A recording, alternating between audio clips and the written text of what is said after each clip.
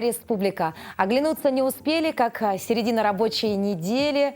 На календаре у нас сегодня среда, ну и, конечно же, уже половина первого летнего месяца позади. Я предлагаю всем уже проснуться, зарядиться энергией и, конечно же, успеть насладиться нашим своеобразным летом. Сегодня с вами я, Дарья Анкехова, и мы приветствуем всех на телеканале Якутия-24 и НВК Саха. Наш эфир сегодня будет, как всегда, интересным. Мы поговорим с вами о красоте, а точнее об интересной выставке, которая проходит на данный момент в Якутске. Также затронем тему правильного питания. Обязательно сегодня встретим наших гостей, и с одной из них мы поговорим на интересную тему – это выбор профессии. Кроме этого, нас, конечно же, ждут постоянные рубрики, такие как «Полезные советы» и «Мой доктор». А в завершении эфира мы покажем красивые кадры из Греции и нашей родной Якутии. Будьте с нами. А начнем мы, как всегда, с рассказа о погоде. В центральных районах температура воздуха на 6 часов утра была на отметке 12 градусов. В Заречной группе 10-13 градусов тепла. В южных районах 7-10 со знаком плюс. В Вилюйской группе 10-13. В Нижнеленских до плюс 14. В западных районах 15 со знаком плюс. В Колымо-Индигирской группе улусов до плюс 20. В Янских районах 12-14 градусов. На северо-западе до плюс 13. В Якутске температура воздуха на 6 часов утра была на отметке 11 градусов. Атмосферное давление 743 миллиметра ртутного столба. Ветер северный 1 метр в секунду. Сегодня днем кратковременный дождь, возможно гроза. Ветер северный 3,8 метра в секунду. При грозе порывы ветра будут достигать до 14 метров в секунду. Температура воздуха ожидается до плюс 21.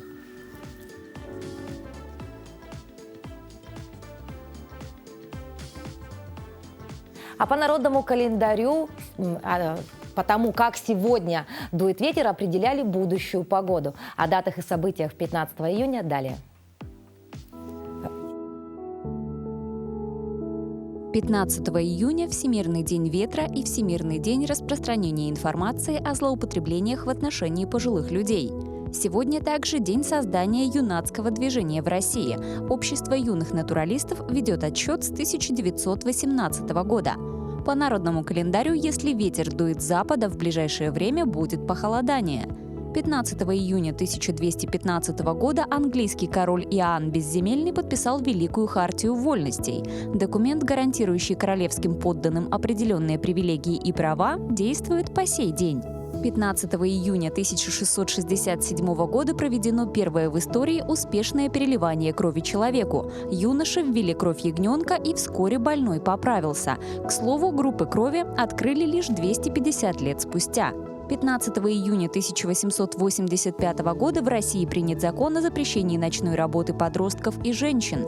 15 июня 1916 года в воздух поднялся первый самолет «Боинг». Гидросамолет на 2 поплавках американский инженер Уильям Боинг построил в лодочном сарае и сам сел за штурвал, поскольку пилот опоздал.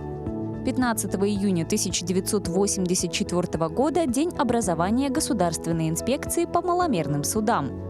15 июня 1867 года родился Константин Бальмонт, русский поэт-символист, переводчик, эссеист. 15 июня 1914 года родился Юрий Андропов, советский государственный и политический деятель, глава СССР.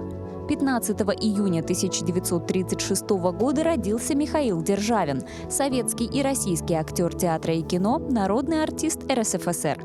15 июня 1946 года на свет появился Демис Русос, греческий певец и музыкант. В 1953 году в этот день родился Си Цзиньпин, китайский государственный деятель, председатель КНР с 2013 года. Именины в этот день празднуют Дмитрий, Иван, Константин, Мария, Никифор и Ульяна.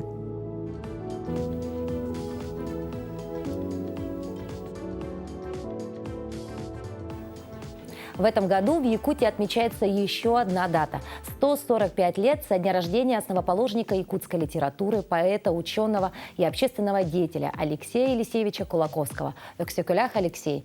И в череде событий, приуроченных к этой юбилейной дате, выделяется очень интересная выставка. Инсталляция под таким же названием «Өксөкү». И мы сегодня пригласили в студию инициатора этого действия, правнучку Алексея Кулаковского. Это у нас Анастасия. Анастасия, доброе утро.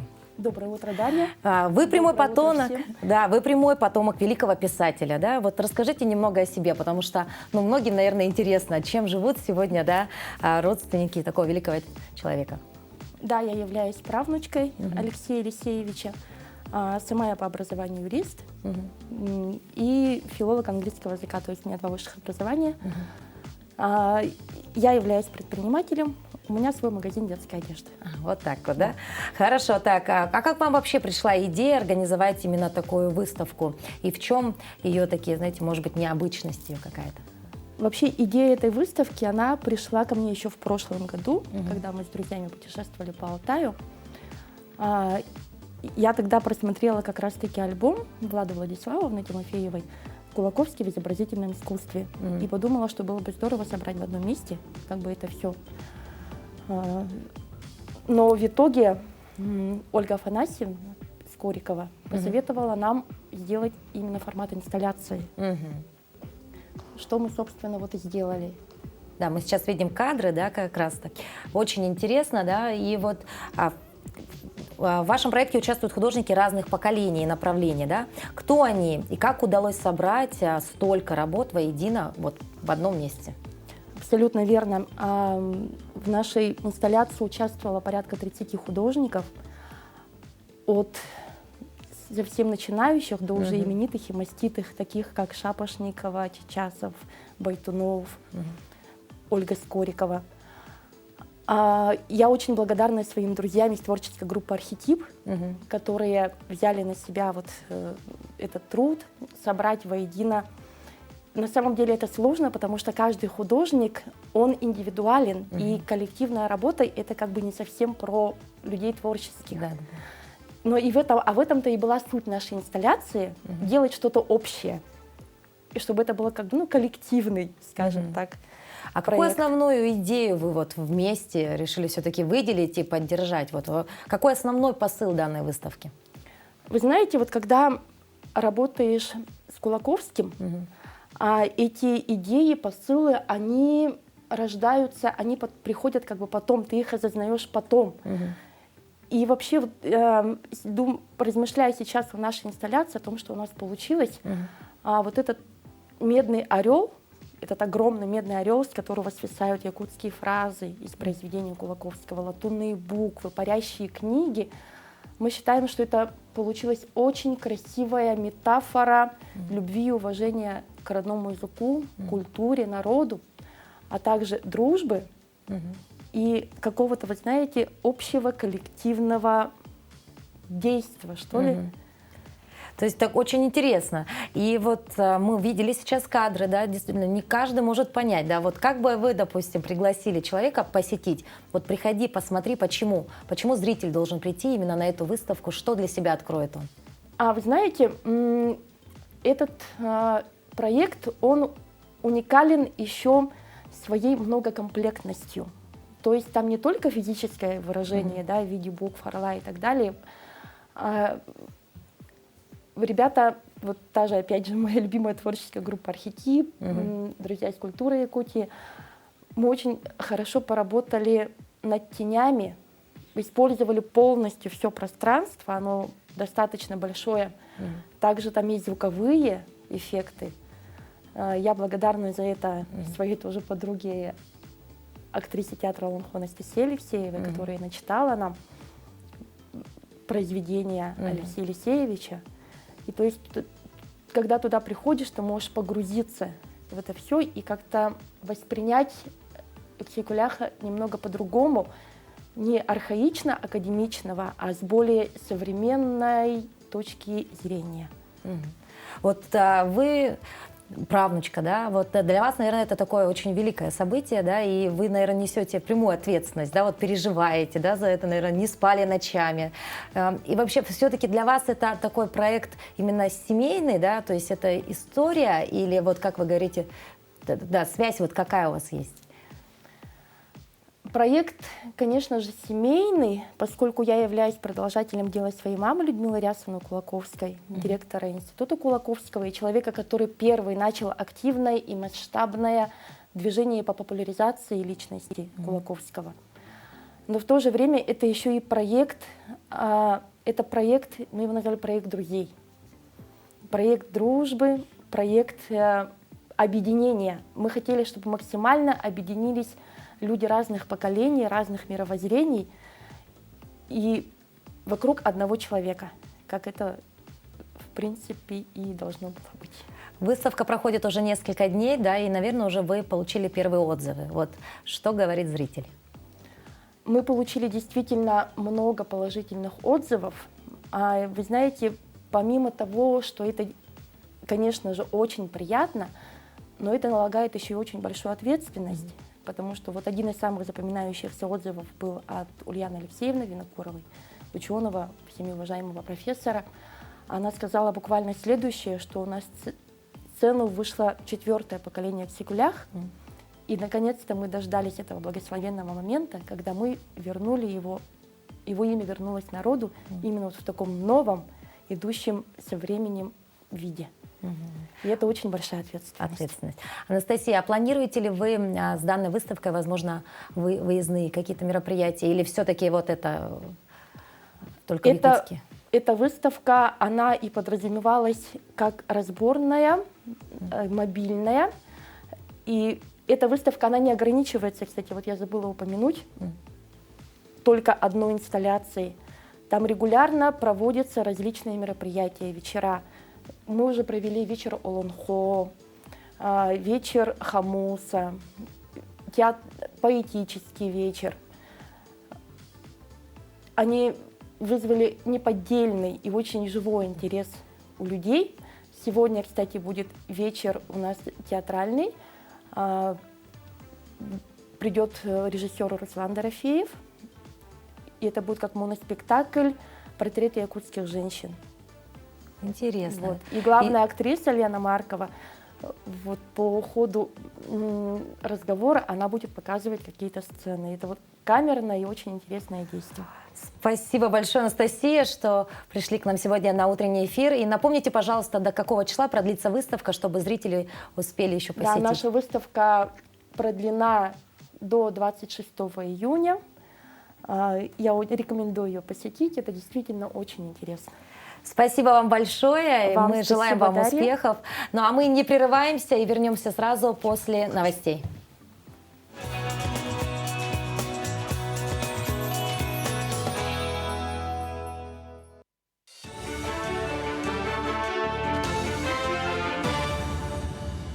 Доброе утро, коллеги. Доброе утро, Якутия. В эфире новости.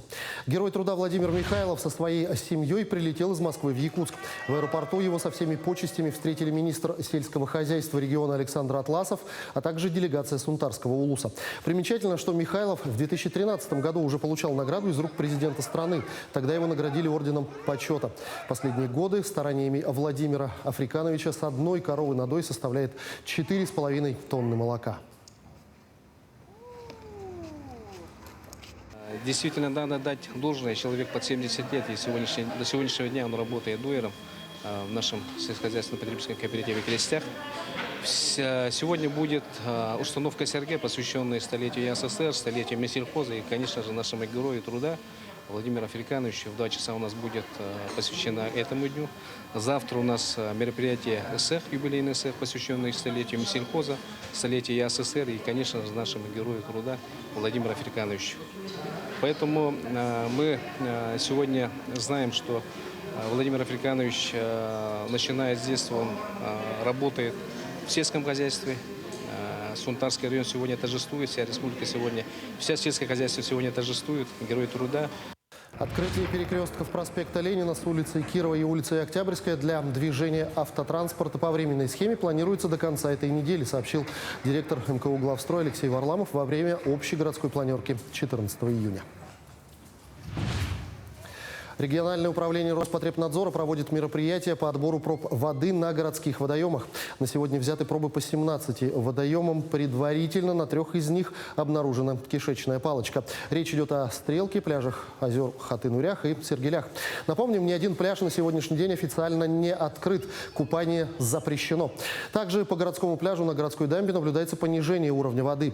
Положительные заключения по песку уже получено. Сейчас ждут результаты анализов по воде. 16 июня запустят пескопросеивательную технику для уборки пляжа. Таким образом, до конца недели муниципалитет ждет разрешения Роспотребнадзора. Студенты якутской студии Щепкинского училища впервые продемонстрировали свои навыки на сцене Сахатеатра с класс-концертом из холодного края с горячим сердцем. Щепкинцы под художественным руководством народной артистки России Людмилы Титовой представили на сцене навыки владения актерским мастерством, сценической речью и движением, а также танцем, вокалом и фехтованием. Стоит отметить, что уже сегодня щепкинцы отправятся в первый тур, где они представят класс-концерт в Верхневилюйском, Горном, Хангаласском и Амгинском улусах, а также на Эсэхи-Туймады в Якутске. 4-й курс, у них пойдут дипломные работы. Это Островский, это Шекспир, это Вампилов. Так что мы ждем 4 наименований. Они перевезут в следующем году. И хотелось бы, чтобы у них в программе был какой-нибудь спектакль именно музыкальный.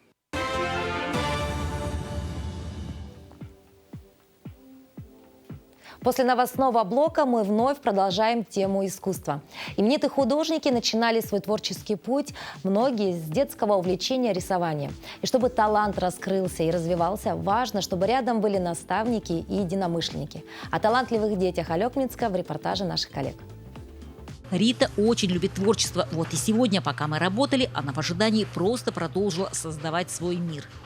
Есть уровни, они без названия, там нету боссов, они просто есть. И у людей есть возможность как-то хуманизировать или олицетворять эти уровни на свой лад, как они его видят. И вот, собственно, вот этот мой персонаж, это уровень in the house of the usurper. То есть в переводе в залах узурпатора. Игра возможна, но именно она позволила найти выход накопленному вдохновению. И это не только на бумаге. Девушка отчетливо понимает, что будущее надо строить самой и уже пробует свои силы. В дальнейшем я планирую, когда все закончу, получу необходимые корочки. У меня на данный момент есть корочка по помощнику-воспитателю и по швее 2-го разряда. И еще аттестат по окончанию 9 класса. Я хочу побольше всяких вот этих корочек собрать, аттестатов, закончить 12 класс, тоже сдать экзамены, это все получить. И по возможности отправиться желательно в Якутск и там поступить на художественное. Именно с нее и началась эта выставка, рассказывает Елена Витальевна. По специальности психолог она тонко отметила плюсы такой деятельности. Для меня было очень интересно увидеть в этих работах эмоции, чувства, проявление настроения. И возникла такая идея сделать персональную выставку для этой девочки, чтобы эти работы увидели и другие дети. То есть каким образом можно проявлять эмоции. У Наташи увлечение выросло в гораздо больше. Уже сейчас работы интересны. Планирую поступать на графического дизайнера. Хочу поступить туда, получить знания, опыт, чтобы рисовать еще лучше. И вот работы, которые выполнены карандашом, они в основном академический рисунок. Вот они будут составлять мое портфолио для поступления. Чувство стиля, вкуса, умение видеть развитие сюжета даже из обычного клубка – настоящее искусство. И каждая наша героиня этим обладает. Елена Николаевна убеждена, заговорить может все от лоскутка до соломинки. Это же раскрытие их талантов, которые где-то там в глубине запрятаны. И вот моя задача как учителя технологии ИЗО как-то вытащить это все наружу, чтобы они смогли что-то сделать. Елена Фаст, Максим Копылов, Алекминск. Доброе утро всем тем, кто только, возможно, проснулся. И отдельное доброе утро для всех тех, кто уже завтракает. Мы есть то, что мы едим, говорил великий медик Гиппократ. Он был уверен в том, что все болезни человека напрямую связаны с нарушением питания. А как наше настроение зависит от того, что мы едим, расскажет наш доктор.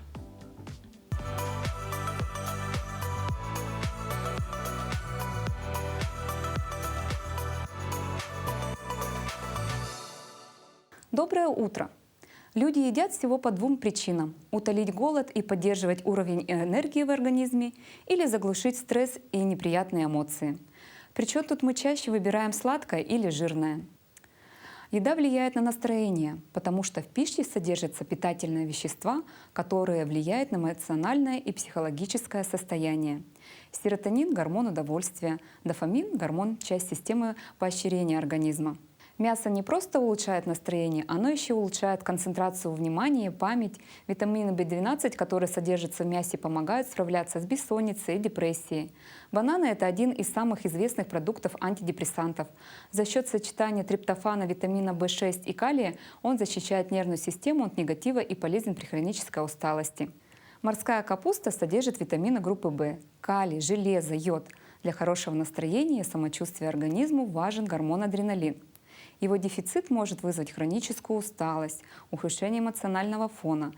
Метаболизм адреналина зависит от витаминов группы В, поэтому ее можно использовать для улучшения настроения. Каши и отруби, особенно овсяная и гречневая. Более того, эти каши способствуют естественной регуляции уровня сахара в крови. Это важно, поскольку от него зависит уровень инсулина, который доставляет триптофан к мозгу, где тот уже перерабатывается в серотонин. Правильно питайтесь и будьте здоровы!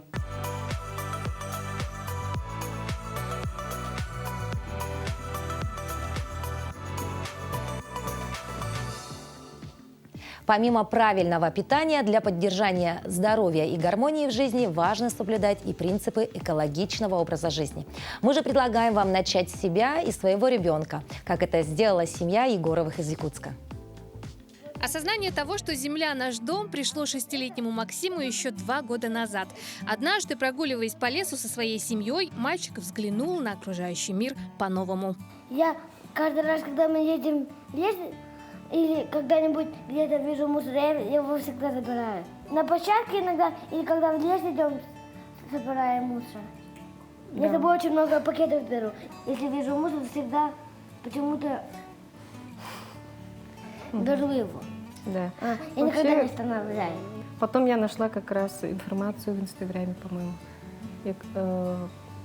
компанию, которая занимается переработкой. Добрые крышечки. Добрые крышечки мы нашли. В общем, мы решили заниматься этим. Максиму понравилось, я рассказала ему, он с удовольствием поддержал. С тех пор Максим главный в семье по сбору пластика. С мамой они даже сняли познавательное видео по подготовке бутылок и крышек к правильной утилизации. Здравствуйте, меня зовут Егоров Максим. Я сейчас расскажу, как надо их сдавать в мусор. Сначала надо снять этикетку, промыть его, снять колечко и крышку, и его чуть-чуть помять, чтобы можно было поместить больше мусора в мусорный контейнер. И все, можно его сдавать. Если каждый будет так заботиться, тогда наша природа станет еще красивее и лучше. Крышки я забираю, там есть такое сердечко возле магазина Юникома.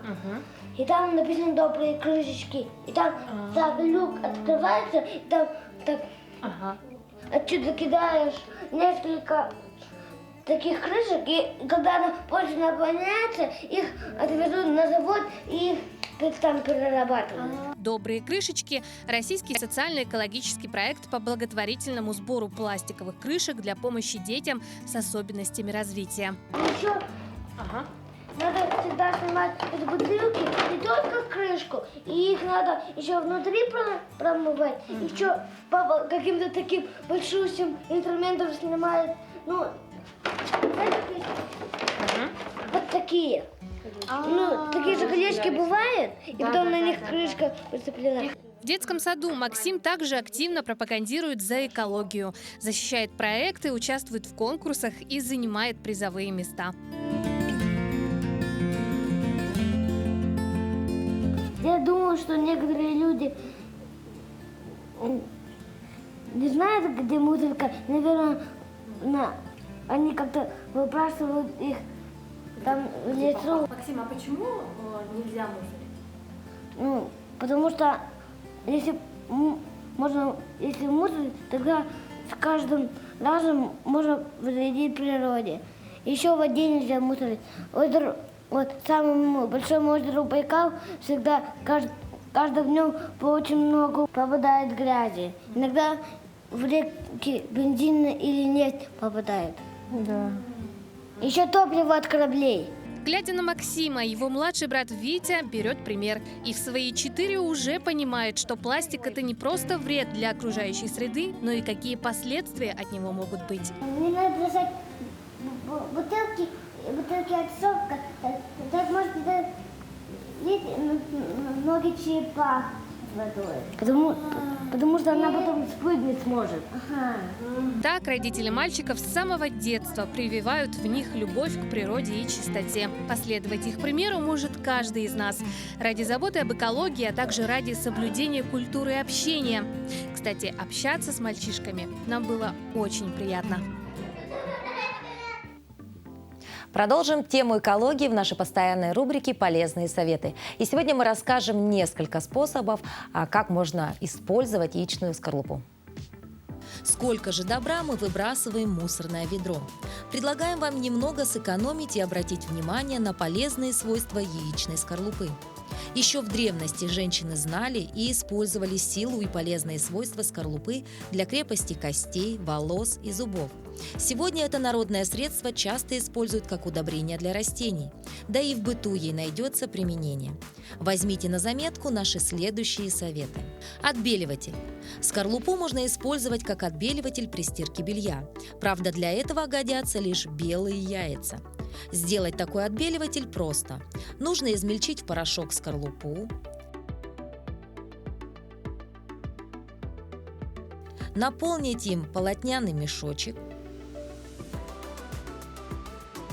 крепко завязать его, положить в таз или барабан стиральной машины. Натуральный отбеливатель готов. Для мытья бутылок и графинов. Скорлупа поможет при мытье посуды с узким горлышком, в который не пролазит специальный ёршик. Достаточно поместить в сосуд скорлупу от пары яиц, предварительно измельчив ее, добавить небольшое количество теплой воды и пару капель средства для мытья посуды.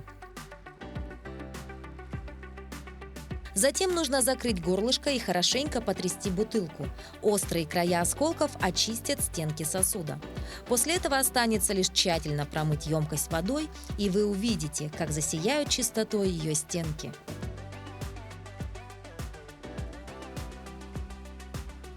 Маска для лица. Содержащиеся в скорлупе минералы можно использовать для создания бьюти-продуктов. Например, из яичной оболочки получается отличная маска, которая смягчит кожу лица и придаст ей сияние. Для ее приготовления нужен порошок из яичной скорлупы от 1 или 2 яиц. Его нужно взбить вместе с яичным белком. Затем полученную смесь нанесите на лицо и дайте ей высохнуть.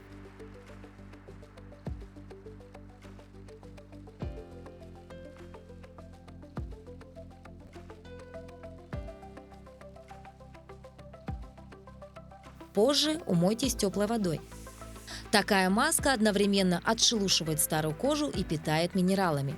Кальций, например, которым богата скорлупа, способствует регенерации клеток и улучшает цвет лица. Будьте аккуратнее. Измельчить скорлупу нужно как можно мельче, чтобы не повредить вашу кожу. Средства для смягчения кутикулы. Сухая и огрубевшая кутикула портит впечатление от всего маникюра.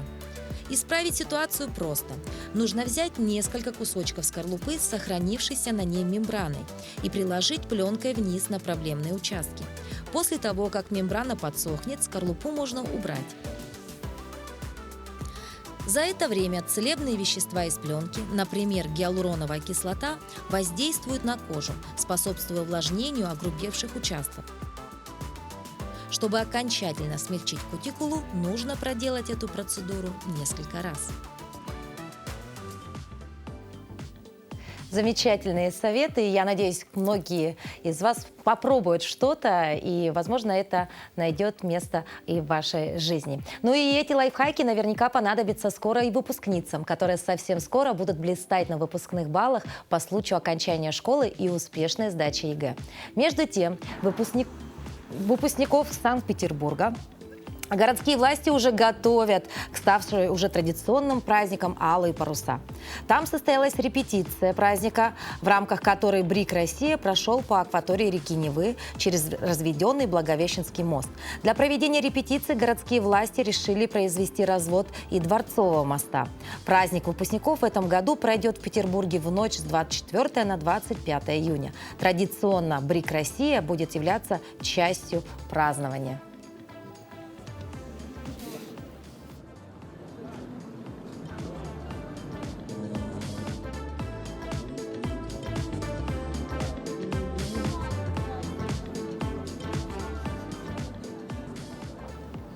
Красивое, конечно, зрелище, особенно ночью.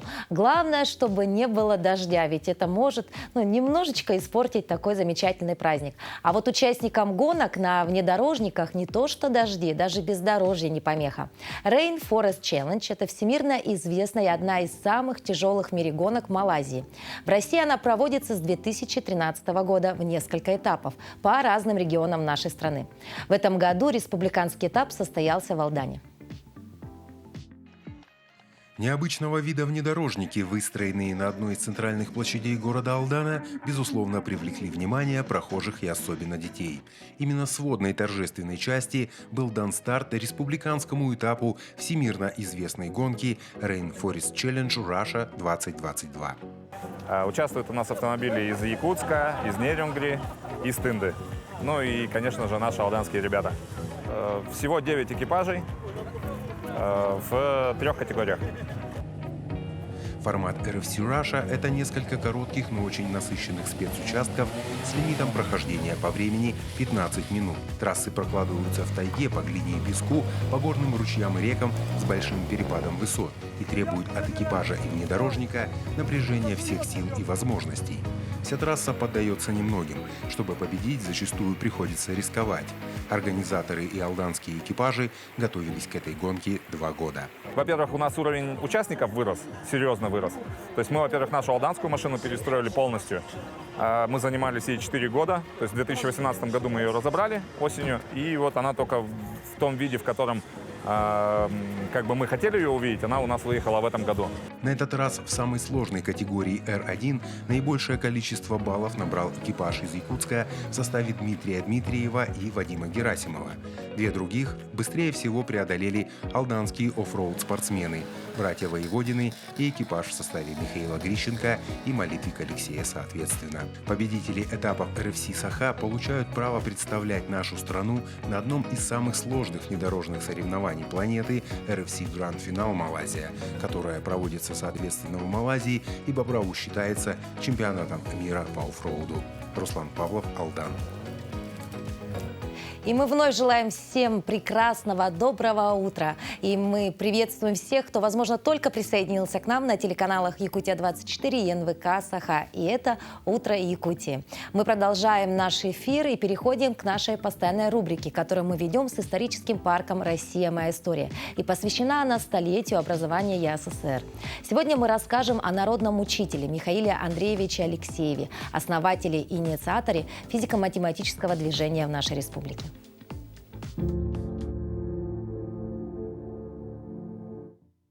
Родился он в 1917 году в бедной крестьянской семье, и довольно в ранние годы он уже практически остался сиротой, и поэтому его воспитывали, как он сам говорил, комсомольские, вообще коммунистические организации. Он был с детства очень большим активистом, то есть принимал участие во многих слетах, отличался своей тягой вообще к наукам. И поэтому уже в 30-е годы, то есть в 1939 году он поступает в педагогическое училище, то есть институт точнее. Но уже в 1940 году Михаила Андреевича призывают в Красную армию. В 1941 году начинается Великая Отечественная война, и его подразделение как раз-таки стояло на рубежах границы нашей Родины. И вот когда началась война, естественно, мы помним о том, что были большие проблемы. То есть мы говорим об организованном отступлении лета-осени 1941 года, но его подразделение было одним из немногих, которое было готово в первые же дни войны перейти в контрнаступление. Но, к сожалению, поступил приказ отступать, и во время этого отступления соединение воинское, в котором служил Михаил Андреевич, оно попало в окружение, и сам он попал в плен фашистам. Естественно, он попал в лагеря, он организовал несколько попыток побега, и ему это удалось. Однако, после того, как он вышел к своим, то есть к Красной армии, естественно, по существовавшим нормам он должен был пройти процесс фильтрации, и его даже в этом процессе, так сказать, подвергли репрессиям. Сам он отправился в места не столь отдаленные и освободился из этих мест только к началу 50-х годов. Конечно же, на нем висел ярлык практически врага народа, от которого он избавился только в 1956 году, после того, как он написал письмо, то есть прошение в Верховный Совет, и одновременно в это время у нас происходит, ну, скажем так, процесс той же самой оттепели, когда возвращаются имена многих наших отцов-основателей, в том числе и простых людей. Поступает в Якутский педагогический институт, который заканчивает, и после этого он отправляется работать учителем сначала в Верхневилюйский район, потом работал в Горном районе. И в это время в нем назревает мысль о том, что нужно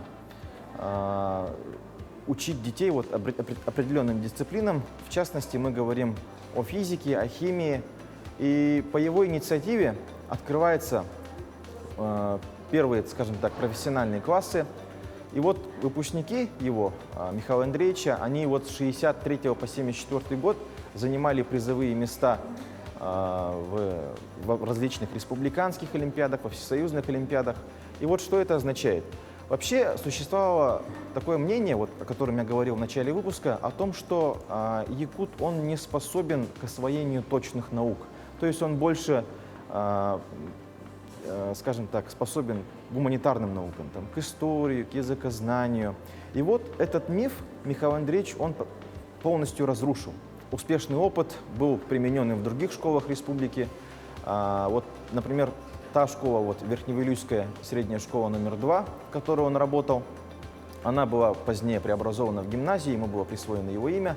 И его опыт является бесценным для истории образования в нашей республике. Но уже в 1984 году, к сожалению, Михаил Андреевич, он отходит от образовательной деятельности, но все равно он остался в нашей истории, вот как, ну, если говорить о его званиях, народный учитель СССР, то есть заслуженный учитель, в том числе и нашей республики. И не зря в честь него была учреждена та же самая государственная премия Республики Саха-Якутия в области педагогики.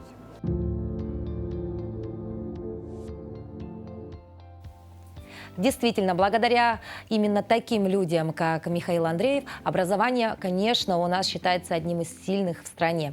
И то, что с каждым годом количество 100-бальников по результатам ЕГЭ растет, это тоже свидетельствует о том, что все-таки образование у нас на высоком уровне. И прямо сейчас в нашу студию пришла гостья, с которой мы тоже продолжим тему образования, а именно выбора профессии. И это Юлия Толкачева. Она является профориентологом Центра опережающей профессиональной подготовки. Доброе утро, Юлия. Доброе. Совсем скоро ваш центр проведет республиканское профориентационное событие. Да? Название очень интересное. «Абитуриент 2022. Поступай правильно». Так вот, куда же нужно поступать, чтобы все-таки это было правильно?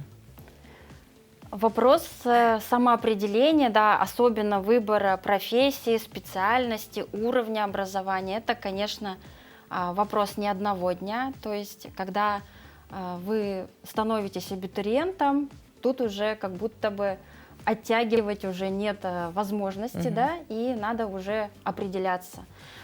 Поэтому всех приглашаем на наше мероприятие профориентационное. Что это за мероприятие? Да? Это в режиме одного окна будет возможность посмотреть на все учебные заведения Республики Саха-Якутия, да, и это наверняка поможет сделать выбор, то есть запланировать, да, выбрать приоритетное учебное заведение, выбрать какой-то второй вариант, да, и поэтому при выборе профессии важно не только знать, кто я, чего я хочу, что мне нравится, да, но еще иметь информацию, то есть быть информированным о тех программах, которые имеются в наличии, и адекватно воспринимать свои возможности. Вот, Юлия, вы сказали в режиме одного окна. Но для многих, наверное, возможно, это непонятно вообще, где будет проходить, где находится это окно, да, и вообще, как можно посетить-то? Поскольку у нас очень много учебных заведений, которые разбросаны по всей республике, да, было принято решение вот это информационный день, единый день информирования провести в онлайн-формате. Это сделано для того, чтобы у каждой приемной компании учебного заведения, да, была возможность подключиться в определенное время. И таким образом мы еще и как бы расширяем охват нашей целевой аудитории, да, поскольку не все могут очно подойти на какие-то мероприятия, которые географически привязаны к какому-то одному месту. Да? Поэтому мероприятие будет онлайн. Мы выбрали платформу, которая удобна и знакома каждому. Да? Что необходимо сделать, чтобы принять участие, это зарегистрироваться на наше мероприятие, на нашем сайте, заполнить правильно анкету, то есть указать адрес электронной почты корректно, да, и получить уже подробную инструкцию. А какой же день-то? Вот день-то не озвучили. 17 июня, да, с 10 утра по местному времени, по якутску, да, и до 4:30 дня. То есть это будет длинное такое мероприятие, да, практически весь день, но это мероприятие поделено на две части. То есть первая часть — это встреча с приемными комиссиями, да, по сферам основным. И вторая часть — это уже такая более, ну, как бы беседа с нашими профориентологами. То есть ребята смогут подключиться на тот трек, который их интересует больше всего. Это, например, психологические аспекты, вопросы адаптации, вопросы выбора профессии, да, и задать свои вопросы нашим профориентологам. Давайте озвучим сайт непосредственно, где можно будет зарегистрироваться. Да, регистрация происходит на сайте Центра опережающей профподготовки cop14.ru. Там выпадающее окошко, да, можно выбрать профориентация, и там из выпадающего списка необходимо выбрать мероприятие «Абитуриент 2022». Сразу же вы окажетесь на стартовой странице нашего вот этого мероприятия, и там будет большая-большая красная кнопка, ее невозможно не заметить, и там написано «Записаться». Вот, в принципе, и То есть несложная такая процедура, да, нужно просто захотеть и сделать, да? И вот вы человек опытный, да, какие ошибки чаще всего совершают, ну, и те самые абитуриенты, их родители при выборе профессии? Чаще всего ошибкам, да, как бы, ну, даже не ошибкам, а, наверное, неосознанному, да, выбору способствует, когда ребенок, абитуриент, да, точно не определился. То есть, когда ты не определился, когда ты находишься в состоянии неопределенности, тебе легче всего подвергнуться, да, там, допустим, влиянию родителей, влиянию своих друзей, и сделать то, что на самом деле тебе не принесет удовольствия в обучении, и потом ты просто эту специальность нигде не будешь в жизни применять, и, ну, как бы это будет время просто, которое не то чтобы зря потрачено, да, но его можно было бы как бы с большей эффективностью потратить.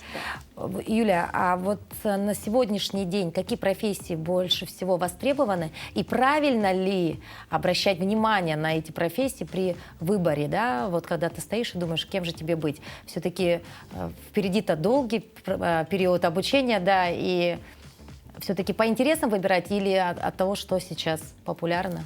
Я, наверное, не открою ничего нового, если еще раз расскажу о формуле, да, ну, как бы формула успешного выбора профессии. То есть необходимо учитывать 3 критерия.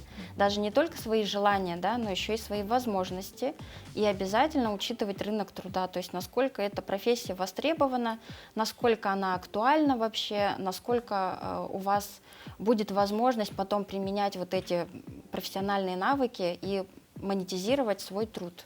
Ну и логичный вопрос следующий тогда. Ну а что сейчас востребовано? Да? Какие профессии? Да, сейчас востребованы специалисты STEM-профессий, то есть это специалисты околонаучные, даже не около, а научные, да.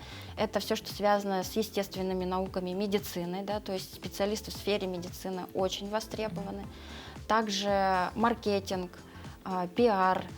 И вот очень актуальным становятся, да, специалисты, которые умеют работать ну, в ситуации неопределенности.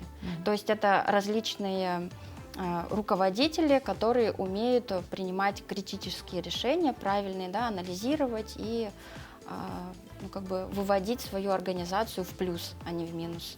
Ну а помимо подобных событий, все-таки это события одного дня, да, как могут родители обратиться к вам, и, возможно, проводятся какие-то тестирования, либо постоянные, на постоянной основе, да, если вдруг вот в один день ты не можешь уделить это время, да, ну а все-таки хотелось бы обратиться за помощью к вам?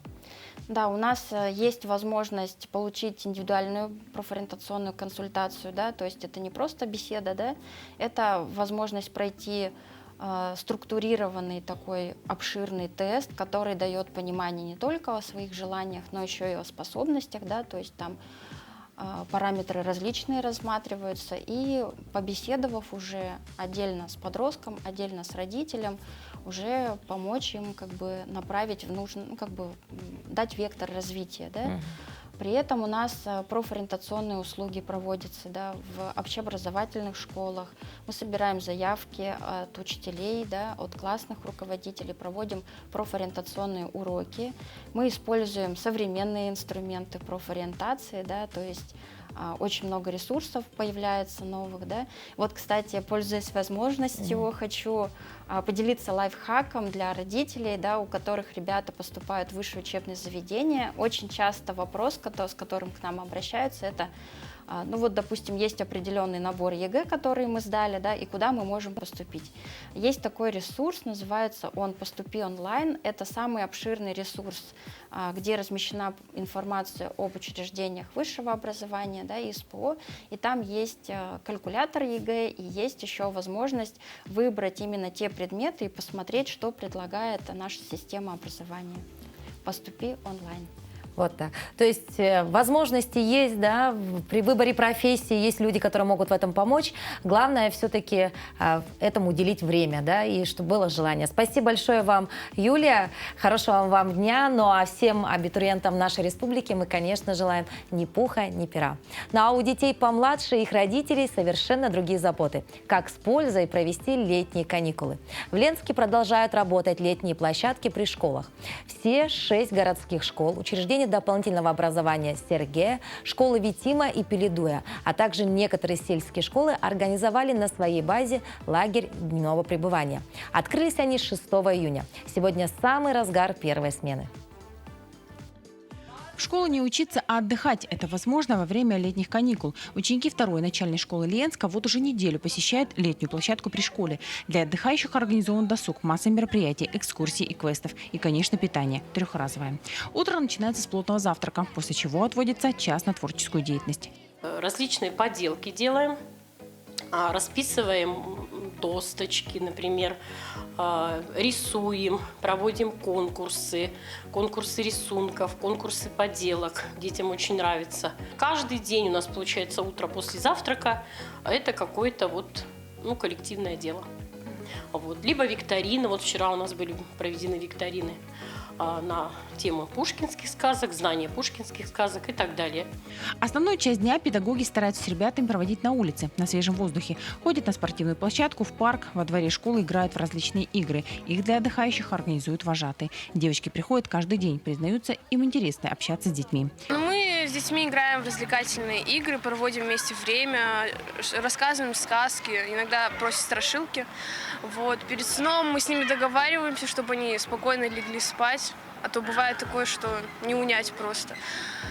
Вот, они у нас любят, дарят нам резиночки всякие, вот. Они нам рисуют рисунки, мы это все сохраним, конечно. Ольга Благова учится в этой школе во 2 классе, посещает площадку ежегодно, рассказывает, что очень нравится. Оль, скажи, пожалуйста, чем вы занимаетесь вообще здесь на детской площадке?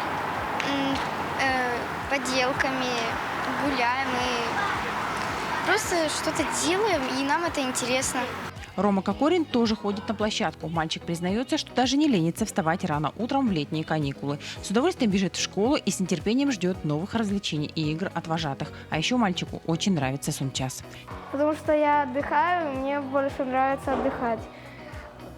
Свое тело так отдыхает, и я больше сил и энергии. Сегодня детскую площадку посещает 100 ребят. Работать она будет до 27 июня. Смен больше не будет. Большая часть детей после разъедется по отпускам. Многие дети отправятся в лагерь «Алмаз», который как раз откроется на днях. Светлана Балеева, Виталий Андреев, Ленск.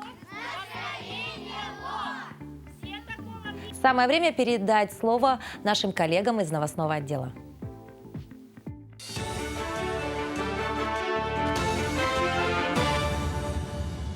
Доброе утро, коллеги, доброе утро, Якутия. В эфире выпуск новостей. В Якутии с начала сезона 196 человек пострадали от укусов клещей, среди них 50 детей. В 5 районов республики, где чаще всего кусают клещи, входят Ленский, там 91 случай, Алданский район 33 случая, Нерюнгринский 23, Алекминский 15 и город Якутск, там 12 случаев. Один тест на исковидный боррелиоз оказался положительным в Нерюнгринском районе. С целью уменьшения риска присасывания клеща на территориях массового пребывания населения ведется профилактическая акарицидная обработка. Ассиминаторы республиканских хозяйств собрались на базе летника «Зерновой» для выявления лучшего работника. Конкурс проводится с целью широкой пропаганды передового опыта организации воспроизводства крупного рогатого скота. Искусственное осеменение играет немаловажную роль в повышении численности рогатого скота и качественной продукции.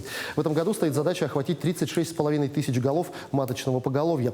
Сам конкурс состоит из 3 этапов. Мероприятие проводится на 1 раз в 2 года. Ну а лучшего отберут для участия в 16-м российском конкурсе, который будет проходить в августе в Ижевске. Требования, конечно, очень высокие всероссийского конкурса. Наша цель, задача специалистов подготовить победителей наших к этому конкурсу всероссийскому. Личное первенство нынче проводится 21 раз вообще конкурс. И этот конкурс мы надеемся, кто-то научится чему-то новому. У нас тем более новые технологии мы внедряем. Соломинка, семьи мы замораживаем поеток. И это уже наши уже освоили, все прошли курсы повышения квалификации ГБУ Саха-Агроплем. И, в общем, работа проводится. Новые технологии у нас внедряются. Двухмесячник по санитарной очистке населенных пунктов республики подходит к завершению. Субботники проводились с 7 марта. Муниципальные образования провели 2517 субботников с участием более 65 тысяч граждан, в ходе которых вывезено более 90 тысяч кубометров мусора и ликвидировано 177 несанкционированных свалок. На заседании главам муниципальных образований рекомендовано активно организовывать массовые субботники по очистке населенных пунктов и проводить мероприятия по ликвидации мест несанкционированного размещения отходов. К этому часу пока все. Отличного дня! И еще немного и Прованс. Цветущие лавандовые поля недалеко от греческой деревни Мессимери сняли на видео. В последние годы красочные просторы в данной местности набирают популярность и привлекают внимание местных фотографов. Кроме того, лаванда начинает активнее применяться в сельскохозяйственной продукции, вытесняя традиционную пшеницу. Экстракт этого растения также используется для производства натуральных эфирных масел, ароматерапии и фармацевтики, а также продуктов пищевой промышленности.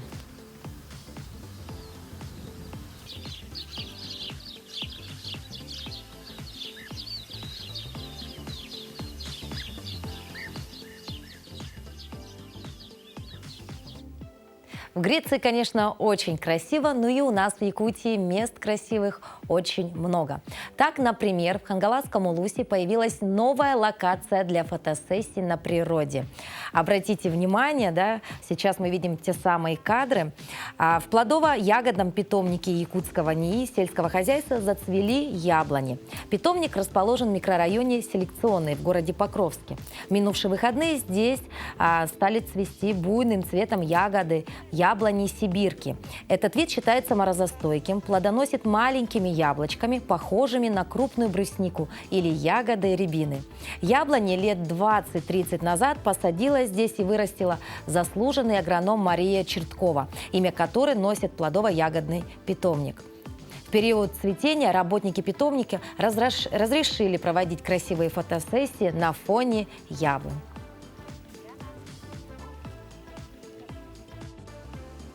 Все восхищаются красотой яблонь и приезжают в основном ближайшего, ну, с нашего улуса, с Покровска. Ну, есть люди с города, кто приезжает. В основном так. Ну, приехало где-то более 60 человек вот за это время.